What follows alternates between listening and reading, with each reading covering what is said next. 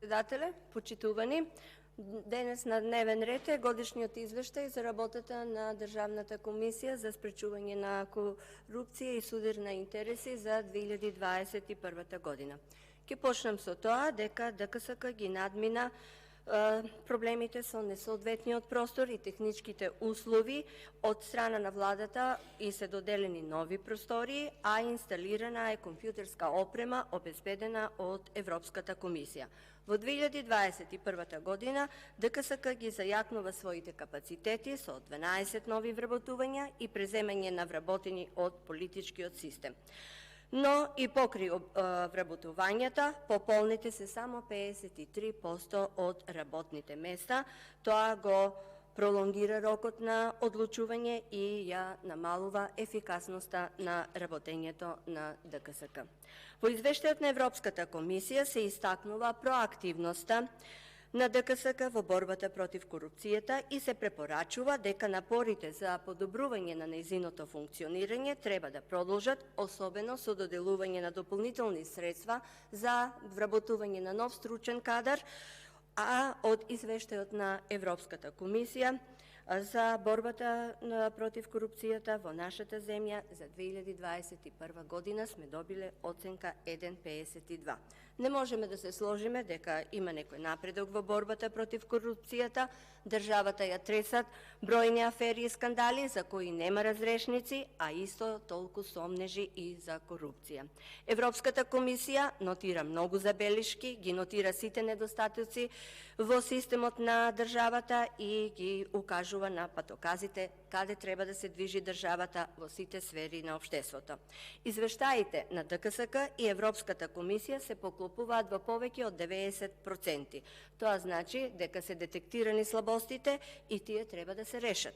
Треба да се дадат поголеми овластувања на ДКСК за да има влијание врз извршната власт. Во текот на 2021 година ДКСК примила 720 пријави од граѓани за сомневање за постоење коруптивно однесување, злоупотреба на јавна функција, за постоење судирни интереси. Оформила 84 предмети по сопствена иницијатива, повела 710 прекршочни постапки за ненавремено поднесени изјави за имотна состојба и интереси. ДКСК има донесено 675 одлуки по предмети од кои од областа на корупцијата 390, од областа судирни интереси 152, за непочитување забраните во тек на изборен процес 41, од областа на проверка на податоците од анкетните листови 92. Издадени 85 мислења по барање за потенцијален судир на интереси. ДКСК за 20 години до јавното обвинителство има доставено 165 иницијативи за кривично гонење, од кои само 3 завршиле на суд. Тоа е многу мала бројка, оценува и првата антикорупционерка Билјана Иванова. Тоа укажува дека треба да зајакнат капацитетите на јавното обвинителство за да можат да се проследат предметите до судовите, вели Иванова. Меѓутоа, дали се само капацитетите или во прашање е и непостапувањето на истите. Во изминатите 3 години 18 иницијативи се доставени до јавното обвинителство, од тие 18 иницијативи за 6 има добиено одговори, 2 се отфрлени, за 2 има промена на фактичката состојба, а само за 2 јавното обвинителство постапува. Коруптивните состојби, исто како и претходните години, се препознаени во постапките за вработување во јавниот сектор, во областа на урбанизмот и просторно планирање, неспроведување на мерки за рушење на нелегално изградени објекти, непостоење критериуми при распределба на одредени буџетски средства, располагање со државен имот. На 11.12.2020 година ДКСК ја носи ревидираната национална стратегија за спречување на корупција и судирни интереси. Спроведувањето на мерките предвидени со националната стратегија со цел спречување и борба со корупцијата во Македонија е единствено можна со целосно функционирање на сите институции и исполнување на собствените обврски.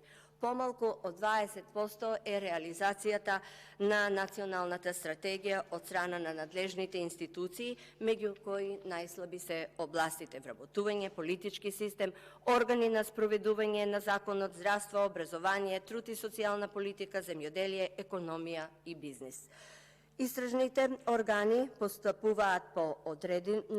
постапуваат по одредените коруптивни и криминални дејања на власта, спрегата која постои меѓу нив е евидентна и не е правец по кој треба да се движи државата. А од друга страна, со непостапувањето на институциите во борбата со корупцијата и криминалот се намалува и довербата на граѓаните во нив. Како најголем проблем за малиот степен за реализација, меѓу другото, се истакнува и собранието со тоа што најголем дел од мерките и активностите биле во насока на донесување на законски измени. Доколку е така, треба да се одговори кои закони се заглавени во процедура, колку политичари одговарале за корупција. Свесни сме дека судењата траат со години, враќање на пари нема, функционерите се поставуваат над законот. ДКСК е лимитирана во чекорите кои што ги презема, слабоста е во системот на извршната власт, тие не ја извршуваат својата работа, веќе 2-3 години сме свесни на изговорот на институциите дека не се надлежни да постапуваат. Решението е да се направат законски измени, што ниту ДКСК, ниту другите институции немаат предложено, нити покренато иницијатива. Второ решение, треба да се увиди кои институции треба да бидат надлежни доколку ДКСК не се. Доколку се однесува на судската власт, треба да се напомене, ДКСК не треба да оценува работата на судовите, но треба да го разгледува коруптивното однесување на судиите и јавните обвинители и тоа да го нотира во извештајот.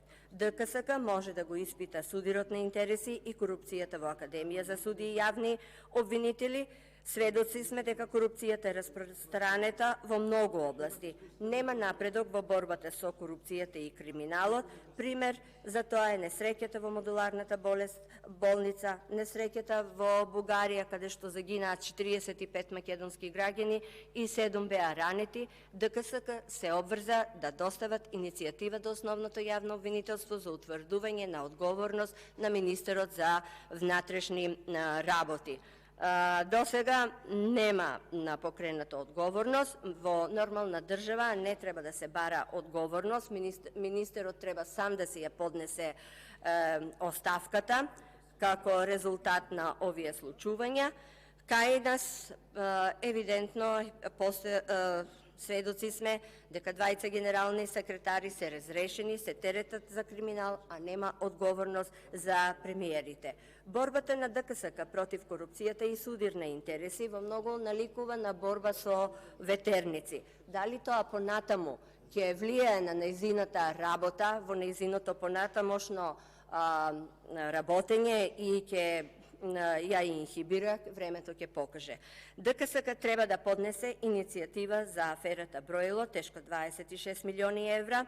Треба да каже кои факти ги анализираше и врз основа на кои документи утврди дека нема судир на интереси во аферата Броило, тешка 26 милиони евра. Понатаму, ДКСК и владата си ја префрлаат топката за тоа кој е виновен за тоа што 123 функционери криеле им одвреден 30 милиони евра. Во Македонија буквално една афера, скандал, корупција, криминал се препокрива со друга. Корупцијата го јаде македонското општество, го осиромашува народот. Народот не верува во институциите. Корупцијата е длабоко навлезена во сите сфери. Имаме влада која само декларативно се бори со корупцијата и криминалот, го прекршува секој закон, го прави нелегалното легално, а криминалот го претвори во сопствена стопанска гранка.